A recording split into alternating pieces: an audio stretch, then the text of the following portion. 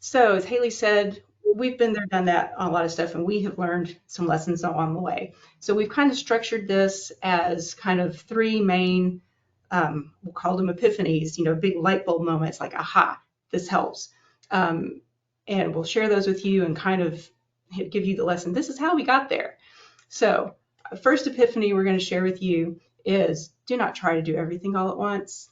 Don't, if you type, we got to have everything. No, you don't. Just go one step at a time. You don't need to do everything all at once.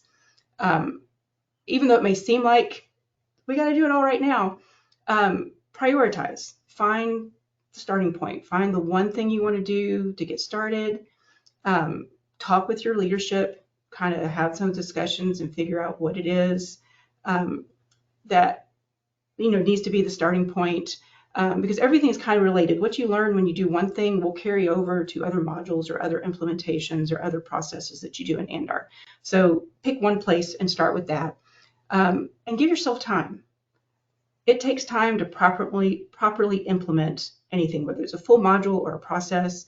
Nothing's quick, and that's okay. Just give yourself time, because remember, you're also doing your real job while you're doing this, right? So you've got to build in this implementation in between all of your normal job duties. So, look for your slow times of the year, figure out how much each week you can work on something and build out that timeline to do it. Don't try and squeeze it all in a day or two, because that will drive you crazy. And then when you are looking at implementing something, set a deadline, hold yourself accountable, but make it a realistic deadline. Like I said, you're trying to do this amongst your regular job as well. So, give yourself some grace and, give a deadline, a milestone that's reasonable and realistic, not too far out in the future, but not so close that it's going to drive you crazy. And then consider taking a larger project and breaking it into smaller pieces or smaller milestones. Maybe instead of trying to implement the full thing all at once, pick a piece of it and say, this is our proof of concept. We're going to get this little piece done. And if that works, then we'll expand into something larger. How did we learn that lesson? Well, let me tell you a story.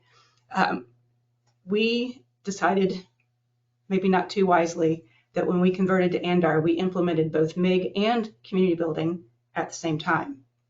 And if you all have lived through one of those implementations, you know that that was just a little bit reaching.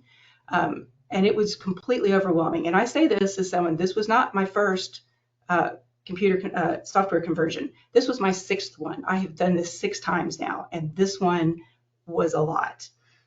Just because Andar is so robust and there's so much involved in it, and we were completely overwhelmed.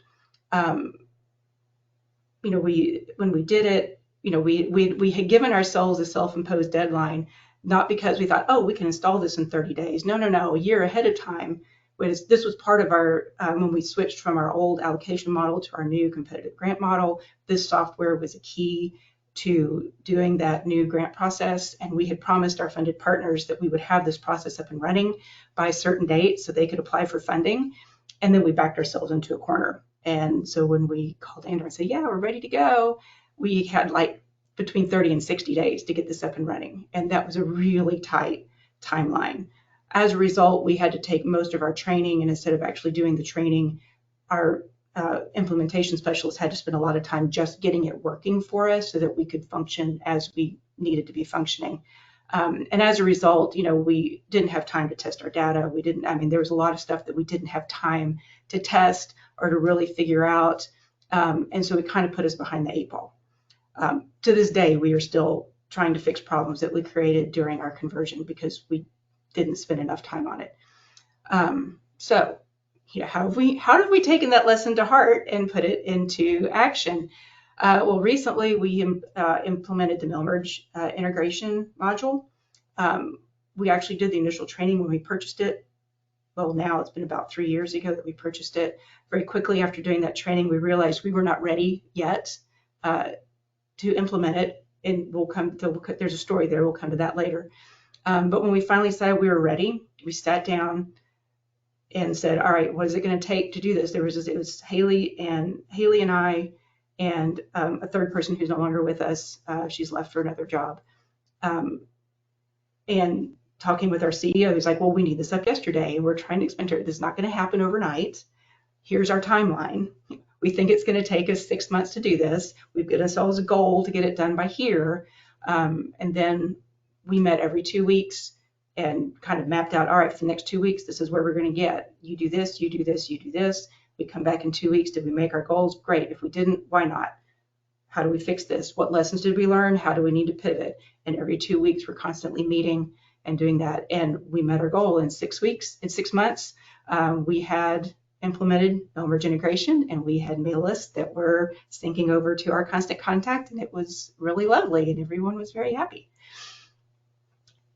All right, our next lesson that we learned, our next epiphany that we've had during this is if you can trust your data, you will save time and resources.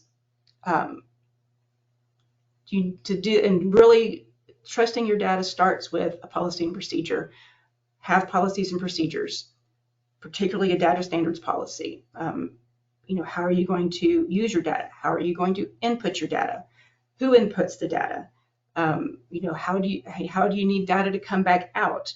How are our processes? How are we going to do this? As part of this process, if you have not already done it, we highly recommend the Data Integrity Clinic. It does help a lot. There's a lot of skills. There's a lot of things you learn through that help you with your overall understanding of Andar and then certain other processes to use, which comes in really handy.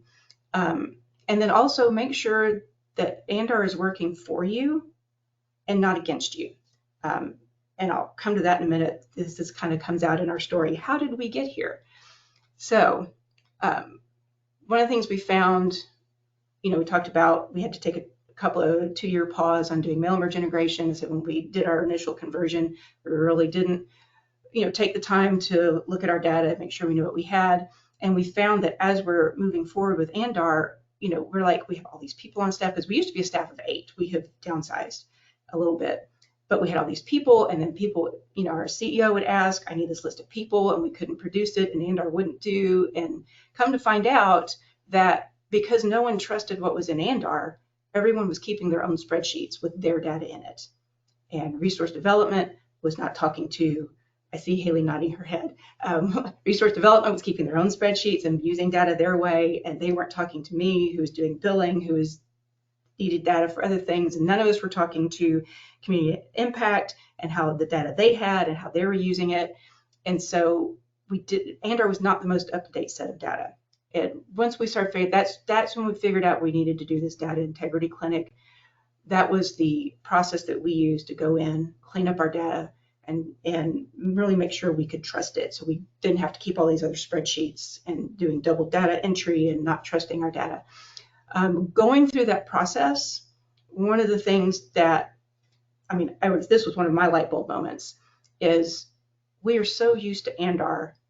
Well, we're so used to other databases being this very static, very rigid format that this is the database, these are the fields, take your data, make it fit our fields, and you better have something in every field or it's not going to work right. But Andar is the opposite. Andar is so robust and has so many options, you can tailor Andar to fit your data. So in our old system, we could only keep one address. In Andar, I can keep more than one. So we had to have a discussion. What addresses do we want to keep? What street address, mailing address? Is there a different address for billing? Is there a different address for community building? Well, we can do that. We can set different address types in Andar, and we can keep that data. Emails, same thing. Names, same thing. There's different. We could tailor Andar to what our data was instead of trying to force our data to fit the database. And that was a huge light bulb moment for us. Really helped us writing the data standards policy. We could really say, this is the data we want to keep. This is how we're going to keep it. We could go into Andar. We could modify our name type fields, our address type fields, our email type fields, our contact type fields, and really get Andar to be, this is the data we have and we want to use. This is what we want to collect. And that was a huge watershed moment for us in going through that process. Went through that, we wrote our data standards, which helped tremendously.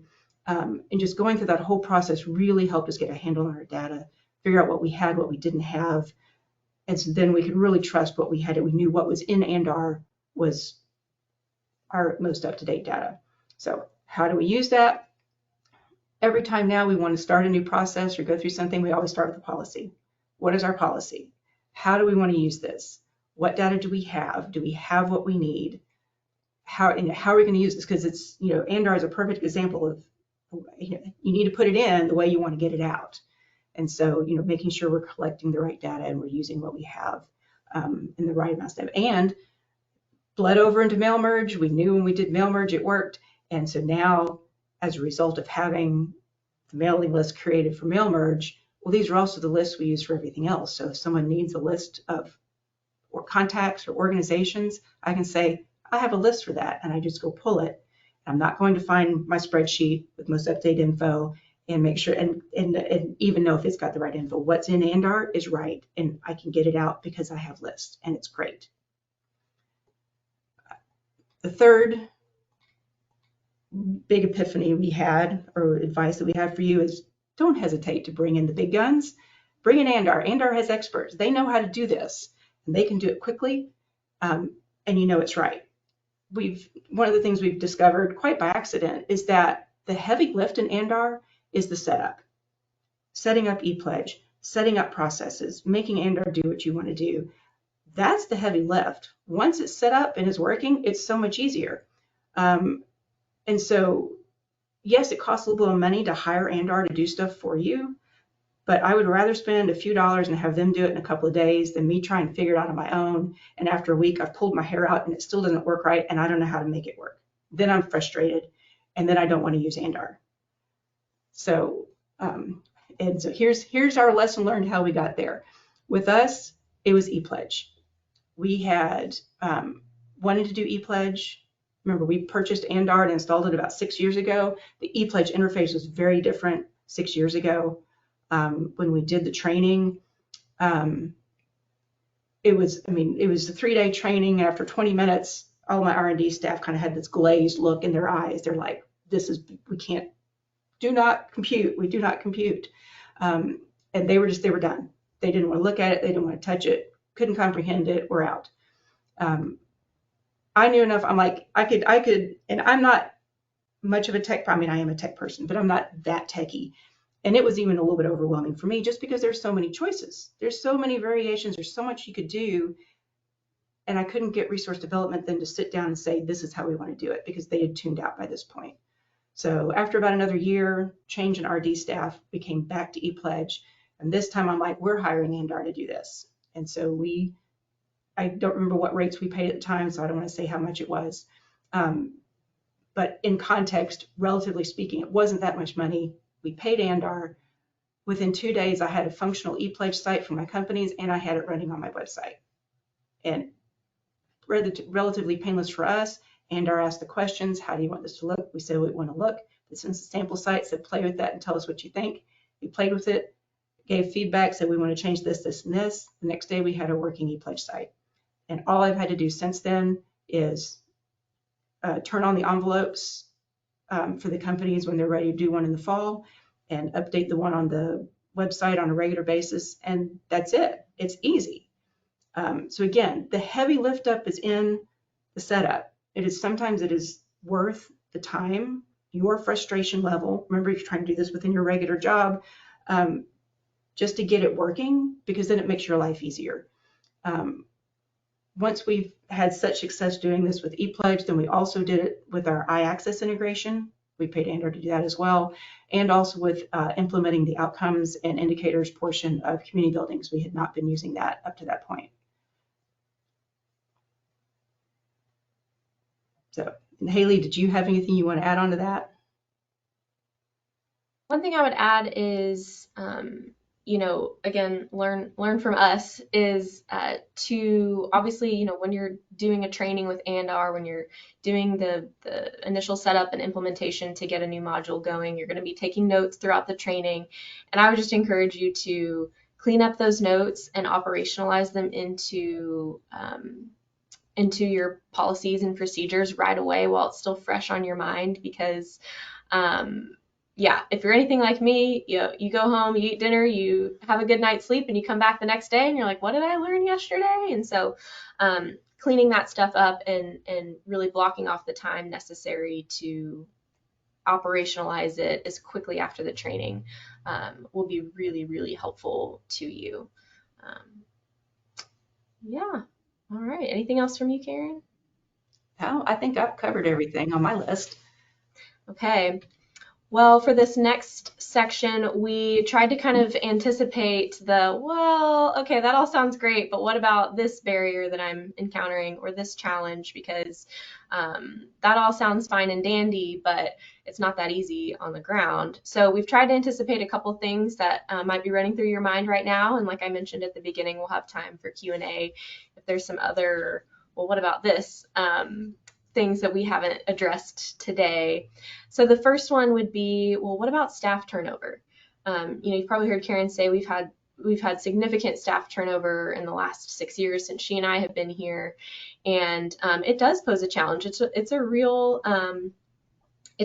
threat to maintaining all the progress that you've made and the momentum that you've started. And so it might sound silly or elementary, but leaving a paper trail will be so helpful to you and to your successors if you ever leave your United Way. And so make how-to documents. I try, and anytime that I am so for example, right now we're in a new grant cycle, and so I'm going through the motions of over the last couple months, have built out our new grant application. Right now we're in the thick of our review period, so with all of our volunteers.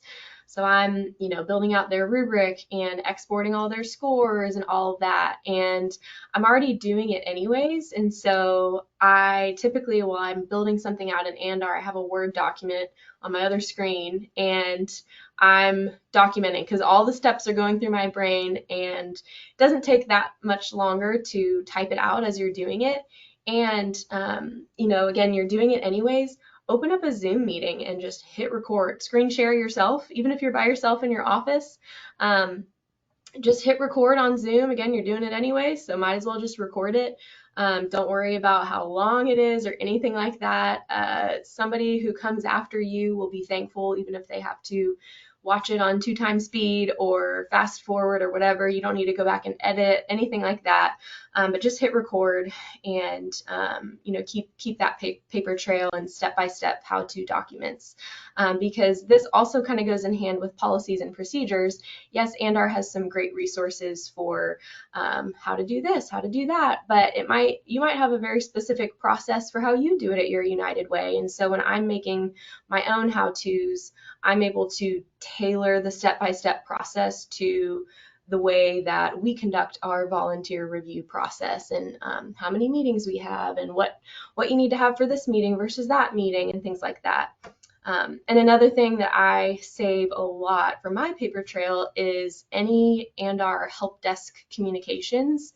I know you can go online and reference those online, but again, if something happens to your login or for whatever reason, the next person who comes after you doesn't know how to access that, it just is helpful to have a backup. And so anytime I email the help desk and have a particular issue, I will save, once the project is resolved and I get my answer, I will save it as a PDF in my Andar how-to files. And I can't tell you how many times, especially because we do a 2-year grant cycle, so our process is every other year. So I can't tell you how many times I am starting up a new grant process and, it's been a year and a half since I've built out an application and I've forgotten about this age-old thing that stumps me and I can't figure out why this is not working for me, and I've retraced my steps and I can't figure it out. Well, then I'll go to all of my communications that I've saved, and lo and behold, a year and a half ago, I reached out to Andar and said, why is this not working for me? Help. And I have my answer saved, and then Andar will be grateful that you didn't bother them again another time about the same thing. So those are really helpful for me personally in kind of how I leave my paper trail. Another thing is to be thoughtful about the skill sets that you need when you are hiring new positions. We're actually in the process of hiring right now. We mentioned we're a staff of 5. Right now we're 4. So we're hiring for our administrative position that has been open for the last couple months. And so when we are posting that job description and interviewing, we were asking very specific questions about database experience for this particular position, because this is the person who is going to be one of the keepers of a lot of the Andar knowledge, and who will be working in Andar a lot. And so we're thoughtful and strategic about that. And I'd like to think that anybody could walk in the door and learn Andar, but it takes time. And so for me, when I joined our United Way, I had no prior database experience. I'd like to think I'm pretty teachable, so I picked up on it over time, but it took time. And so it depends on the position that you're hiring for. Whereas this, we had the luxury of me being able to learn as I went, whereas this position we're currently hiring for, we need this person, while we have no expectation that they will have ever heard of Andar before. Our hope is that when they walk in the door, they have a certain level of database savviness, where they're a little further along and can kind of just dive headfirst and get trained on it quicker, because there's a little bit more urgency behind the need for that particular position. So just being thoughtful and strategic about that. You've heard us beat our drum about policies and procedures, but really they will help mitigate knowledge loss in staff transitions, so that if you get hit by a bus tomorrow, all of your Andar knowledge does not go with you. So again, that goes back to the paper trail, but the policies and procedures, the why behind the what, because as Karen mentioned, everything in Andar is so dynamic. It might not just be your policies and procedures aren't always just a step-by-step. It's a why do we do this? How is this particular data field used? It's a much more 3D type database, as you all are probably aware. And so having those procedures in place will really help. And so likewise for this position that we're hiring, when they walk in the door on day one of their job, we're going to hand them all of our policies and procedures and all the Zoom videos that I've recorded myself doing, and say, you're welcome. And then cross-train when possible. So, it's helpful, again, this all kind of goes together, but make sure that your Andar knowledge doesn't just live with you, even if, a corner of Andar is really related to your work. So for me, I'm really the only person who works in community building, but this administrative position that we have is a person that we make sure has at least some knowledge of all the different corners of Andar. And so likewise, anytime I'm doing something new, I'll pull in that person and say, hey, come shadow me for a couple hours, or not a couple hours, but come shadow me while I'm building out a CV package, or I'm working on outcomes and indicators. Just make sure that your knowledge of your section of Andar doesn't just live with you. Okay, well, what about leadership buy-in? This is all great. Our team who works in Andar, we get it. We know how incredible Andar is and how much it's a game changer for our work. But our CEO is like, really? Is this really necessary? It's really not your CEO's job to understand the nitty-gritty of Andar, as much as maybe your job function is. That's how it is for Karen and I. We do not expect our CEO to know how to build a CV package or run a thank you list or anyhow. So it's not their job to understand, but it is your responsibility to communicate effectively to them about Andar. Again, not boring them with the details, getting too into the weeds, but being able to communicate the ROI and to justify especially when you are wanting to come to your leadership to ask to make an investment in having Andar build something out. So being able to justify when it's a better use of your resources and your time, because time is money. And so the hours and hours and hours that you might spend learning how to implement a new module versus paying Andar, being able to communicate the difference between the two to your leadership will be really helpful. And I also understand that leadership buy-in there's kind of two sides to it. You might have a CEO who just doesn't really get why Andar is so important, and you're trying to convince them that it is worthwhile. So again, communication is really helpful there. Or you might have a CEO who's like, I need this data to do my job and I needed it yesterday. How quickly can we do this? And Karen and we fall into that camp with our CEO, and we have a great relationship. And so we're able, we talk about it openly. And one of the things, we actually picked her brain in preparation for this session. And one of the things that we talked about was, the importance of recognizing the different strengths on your team, and that you might have a very big picture, strategic, visionary leader, and then you might be the more operational person, and more analytical. And oftentimes, big picture, strategic mind has more of a sense of urgency, whereas the operational side might be, really cares about doing something well and doing it correctly and being willing to take the time to do that. And both are important.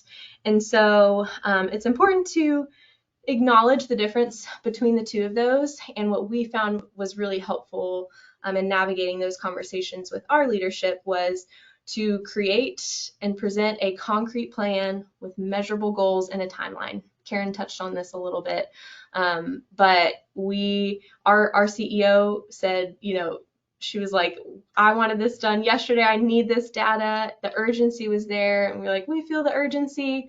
Here is how long this project is going to take, and what it's going to take to get there. And here are our interim goals.